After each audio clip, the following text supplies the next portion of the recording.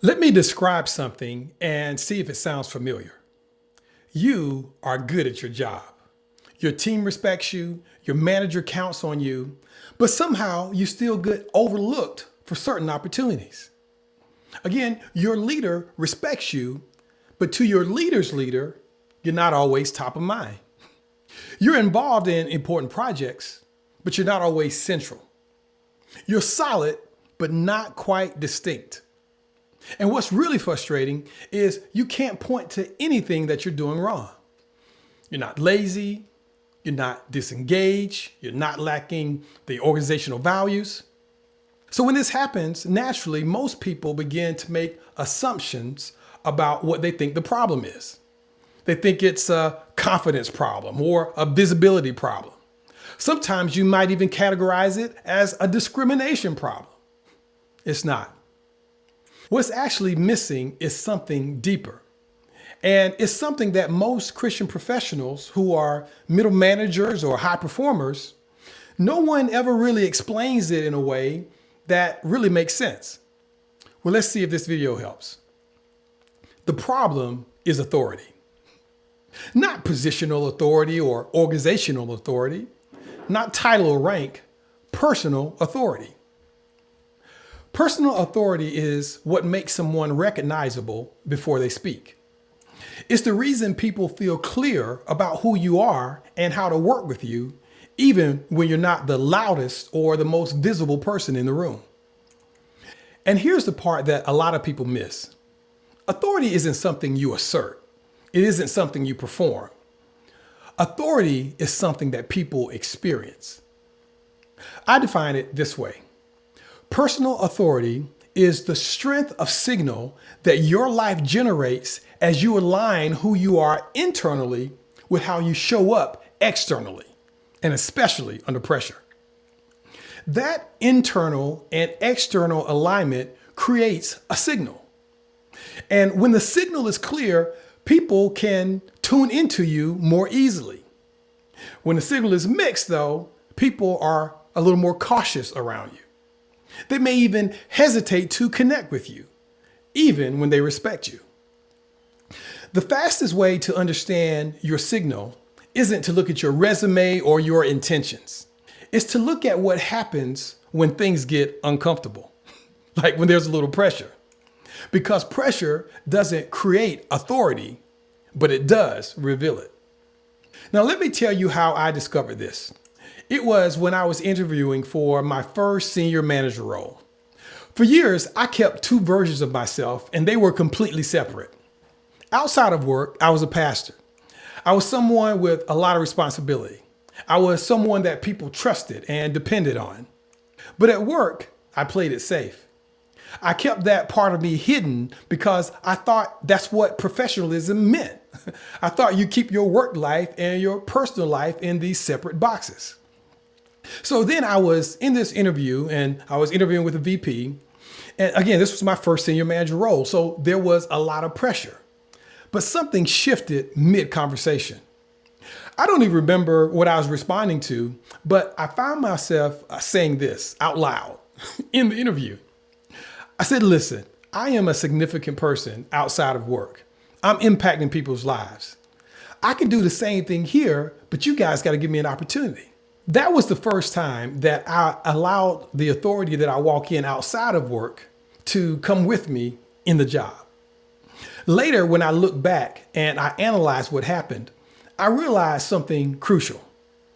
The signal that I had been generating at work was weak. Not because I lacked authority, but because I was actively suppressing half of who I am. The moment that I stopped splitting myself, the signal became clearer. That's when I understood pressure doesn't create your authority. It reveals how much authority you're actually walking in. Now, over time, I've seen pressure expose three distinct patterns of authority at work. Most people operate from one of these without even really realizing it. These are not personality types or labels. They are awareness generators. They make you aware of how your alignment shows up in moments that matter. Let me guide you through them. The first pattern that shows up is when behavior has never really been examined. It's what I call reactive authority. Reactive authority isn't primarily about pressure. It's about unexamined behavior at work. This is what develops when someone has never really examined where their instincts, their reactions, and their habits actually come from. They're showing up, they're contributing, they're responding, but they don't actually know why they show up the way they do. Their behavior has been shaped unintentionally. It has been shaped by past managers, by dominant personalities, by workplace culture. And these patterns have been shaped by really assumptions. They have made assumptions based on what they've seen rewarded and modeled and punished in the marketplace. So it's not because they chose those patterns. They have more so absorbed the patterns. So the way that they behave is a reaction to unexamined expectations. They react based on the moment. They react because they think it's what they're supposed to do. If you were to ask leaders in reactive authority, why did you respond that way? The answer often sounds like, well, that's just who I am. Or that's how it works around here. You'll find out. Or they say, well, man, this is what you're supposed to do in situations like that. See, there's no internal basis at all for why they show up the way they do. And because their authority is unexamined, it's fragile. Not morally fragile, but structurally fragile. Now, if you are operating in this type of authority, it shows up as subtle inconsistency. Different versions of you in different rooms, different reactions based on who's present. People don't necessarily distrust you. It's just that they can't quite get a read on you. Pressure eventually exposes this, but pressure isn't the cause. The cause is that the way you show up has never been intentionally examined. As I talk about these three areas, my goal is to help you build awareness of where you are. I'm going to give you some strategies at the end, but for now, the question is this. It's not how do I change? It's have I ever really examined my behavior at all? Now, let's move to the second type, situational authority. Now, this is where many Christian professionals live. Situational authority develops after some examination has already happened. You've thought about your values. You have a sense of who you are and who you want to be at work. Your faith and your convictions inform your behavior most of the time. In familiar situations, you're steady. Your presence is consistent. Your decisions make sense. People experience you as trustworthy. But your alignment has conditions. There are certain situations where pressure increases, and when they happen, you are willing to compromise a lot of what you believe. Now, the pressure could look like a high visibility project. It could be conflict with a specific type of personality. Maybe you are feeling financial insecurity or job security pressure. And sometimes it's just because you're tired. Now, this is where pressure becomes the teacher. Internally, you feel friction. Externally, you often look composed. That's the tricky part. Situational authority doesn't collapse. It just weakens under the pressure. You know how you want to show up, but it takes more effort. You start negotiating internally, overanalyzing, playing 100 different scenarios and conversations out in your head, and you do all of this before you act. Now, none of this is bad. It just costs you energy. I'm talking about spiritual energy, mental energy, and literally physical energy. Did you know that despite making up only 2% of the average adult's body weight, the brain consumes approximately 20% of the body's total energy? But look, even more than energy is costing you, it's costing you authority. People still trust you, but they have or they sense a threshold. It's a point where pressure could change how you show up. And that's how a lot of high performers get into trouble, particularly when they want to break through to becoming a people leader. They're competent, they're faithful, they're intentional, but why aren't they standing out more? It could be because of authority. Authority becomes stronger when alignment holds in spite of the situation. That's where pressure stops being the enemy and starts showing you exactly where growth is needed. You see, situational authority isn't failure, it's information. It tells you that alignment is real but incomplete. And this is where people start to get stuck. They want to be better. They try to manage the pressure better. They try to be more disciplined. They try to hold it all together for longer. But the next stage of authority isn't about effort. It's about deepening alignment so pressure no longer has leverage over how you show up. That's what leads to this third type of authority. The third type of authority is anchored authority. This is what it looks like when the way you show up at work is no longer dependent upon conditions. You know who you are in the moment. You're not performing for people. You're not overanalyzing. You're present.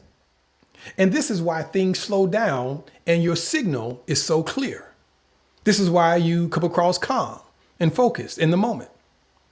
Oftentimes, the more complex the situation, the clearer you become. Not louder or more forceful, clearer. This is why anchored authority stands out in the workplace. It doesn't chase recognition. You don't force your way into this. You form your way into it. I'm a coach. I'm not here to tell you what decisions to make. I'm here to challenge you, but also to give you some tools. My role is to help you build awareness. And awareness is everything. So often, the first things that we start looking for are strategies and tactics. And those things are helpful. I'm about to give you a couple. But the thing about awareness is that once you have seen something, once you become aware, you can't unsee it. Once you see clearly the direction and what to do, a lot of times really begins to take care of itself. So here are a few simple ways to work with what you are seeing. The first tool I call determine your believing. Okay. So this is when you determine what you actually believe about a particular situation in terms of what's going on. See, you may have a strong reaction to a particular situation, but why is your reaction so strong? Have you ever really examined what you believed about that area? If you haven't examined it, that could be a part of the problem. So here's how it works. When you feel pressure rising in an environment or in a situation, you just ask yourself this: what do I actually believe about this moment? A lot of times you over-index. I know sometimes it feels like you can lose your job over a particular thing, but are you really going to lose your job over this particular moment? All right, the next tool is to use comparison instead of self-criticism. This really helps with situational authority. So here, you want to compare how you are going to behave versus how you want to behave. If you notice any type of misalignment when it happens, you just need to ask yourself, am I acting out of authority or out of reaction? The third tool is what I call discern expression. So this tool really helps with situational authority and anchored authority. This is about your communications, or rather about judging your communications. What you're doing is discerning if the way that you are about to communicate will benefit you or does it benefit others. See, when you're communicating, communication is all about the other person. Yes, we want to be able to express ourselves clearly. And yes, that's important. But if your desire is really to communicate, that's about the other person. So before speaking, you want to ask this question: is what I'm about to say serving me more or is it serving others? Tool number 4. And this last tool also helps you solidify in anchored authority. It's called practice non-attachment. Now, non-attachment means that you're fully invested, but you don't need validation to know whether or not you did the right thing. You care deeply about the situation, about what's going on, about the situation you're encountering. But you lead with conviction. You don't need people to agree with you in order for you to feel steady. That is clarity. That's what stabilizes you in your authority. Now, let me bring this all the way home. If you have felt invisible at work, so not ignored, not disrespected, just not fully recognized, it could be an authority problem. It's probably not because you lack skill or effort or values. It's because authority doesn't automatically come from being good at your job. Authority comes from alignment. It comes from alignment that people can feel. What pressure reveals isn't whether or not you are capable. It reveals how aligned or integrated you are. It shows you where your authority is unexamined or conditional, situational, or where it's anchored. You don't have to be overlooked at work. And when authority is real, recognition is no longer something you chase.